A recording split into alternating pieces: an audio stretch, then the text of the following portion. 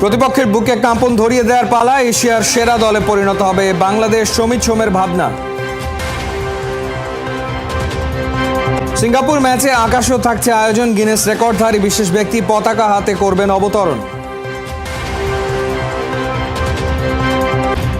প্রস্তুতি ক্যাম্পে অন্য এক ফাহমিদুলকে গেছে দেখা। সিঙ্গাপুর ম্যাচের প্রস্তুতি শুরু করেছে লাল সবুজের প্রতিনিধিরা।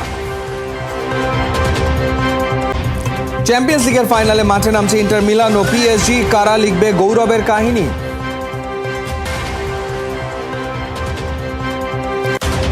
টাইগারদের হয়নি 200 রানের বোঝা নেয়ার ক্ষমতা। নাজমুল আবেদিন ফাহিম জানিয়ে দিলেন সোজা সাপটা।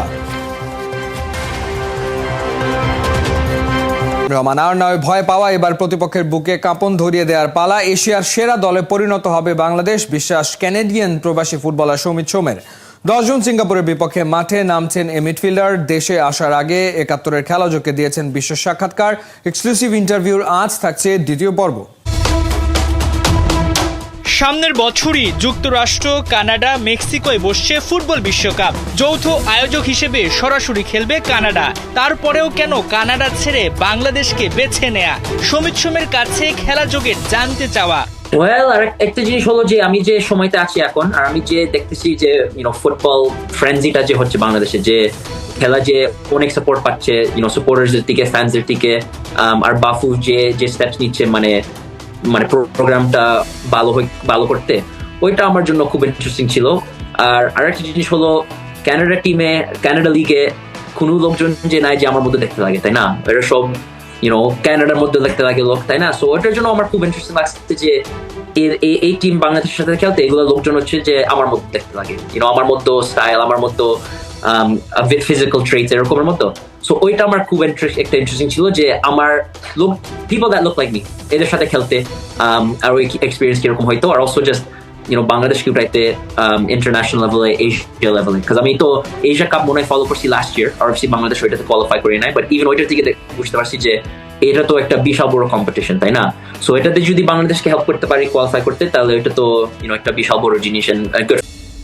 শুধু মাঠেই নয়, 10 জুন বাংলাদেশ সিঙ্গাপুর ম্যাচে আকাশেও থাকছে আয়োজন, যেখানে ঢাকার আকাশ থেকে বাংলাদেশের পতাকা হাতে জাতীয় স্টেডিয়ামে অবতরণ করবেন গিনেস রেকর্ডধারী এক ব্যক্তি।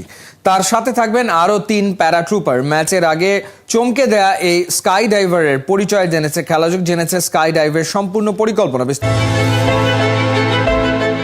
বাংলাদেশ সিঙ্গাপুর লড়াই, জাতীয় স্টেডিয়ামে তিল ধারণের জায়গা নাই। এমন সময় ঢাকার বুক চিরে এক বিমানের আবির্ভাব। সেখান থেকে একে জাম্প দিলেন 4 প্যারাট্রুপার। প্রথম জনের সাথে ফিফার ফ্ল্যাগ, দ্বিতীয় জনের সাথে এএফসি, তৃতীয় জনের সাথে বাফুফে, এবং সবশেষ যিনি জাম্প করলেন তার সাথে বাংলাদেশের পতাকা।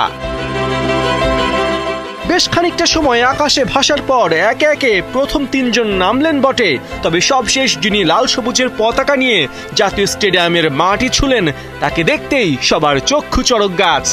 এ তো বাংলাদেশ বিনিয়োগ উন্নয়ন কর্তৃপক্ষের চেয়ারম্যান আশিক চৌধুরী।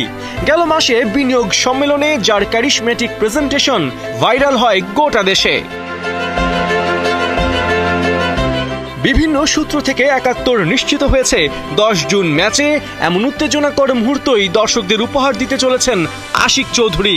যদিও এটাই তার প্রথম স্কাই ডাইভিং হচ্ছে না। যুক্তরাষ্ট্রে গেল বছর বাংলাদেশের পতাকা নিয়ে 41,000 ফুট উঁচু থেকে লাফ দিয়ে বিশ্ব রেকর্ড গড়েন তিনি। স্কাই ডাইভিং এর পাশাপাশি আশিক চৌধুরীর রয়েছে প্রাইভেট পাইলট লাইসেন্স। যে কোনো গুরুত্বপূর্ণ ম্যাচে কিংবা টুর্নামেন্টের উদ্বোধনী বা ক্লোজিং ডেতে পতাকা নিয়ে মাঠে অবতরণের ঘটনা ইউরোপ ও আমেরিকায় বেশ জনপ্রিয়। যুক্তরাষ্ট্রে রাগবি, স্পেনে লা লিগার ম্যাচ, এমনকি ইতালিয়ান সিরিয়ার মাঝেও দেশের পতাকা নিয়ে প্যারাট্রুপারদের মাঠে নামতে দেখা যায় অহরহ। দক্ষিণ এশিয়ায় অভিনব এই পারফরমেন্স দেখা গেছে পাকিস্তান সুপার লিগে। কখনো পাকিস্তানের পতাকা, কখনো আবার স্পন্সরদের পতাকা নিয়ে প্যারাট্রুপারদের স্কাইফল দেখা গেছে। এবার ফুটবলে প্রথম এমন নজির দেখতে যাচ্ছে উপমহাদেশ। ঢাকার আকাশে লাল সবুজের পতাকা উড়িয়ে Bangladesh Singapore match মাতাবেন Ashiq Chowdhury.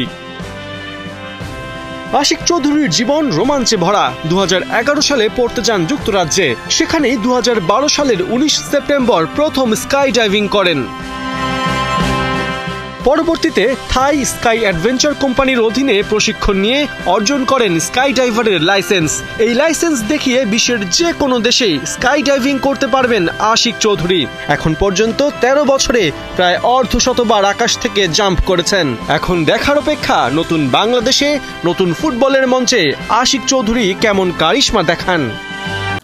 UEFA champions লিগের গ্র্যান্ড ফাইনালে মাঠে নামছে দুই লিগের দুই জায়ান্ট। একদিকে প্যারিসের ক্লাব পিএসজি, অন্যদিকে ওদের টেক্কা দিতে হাজির ইতালির ইন্টার মিলান।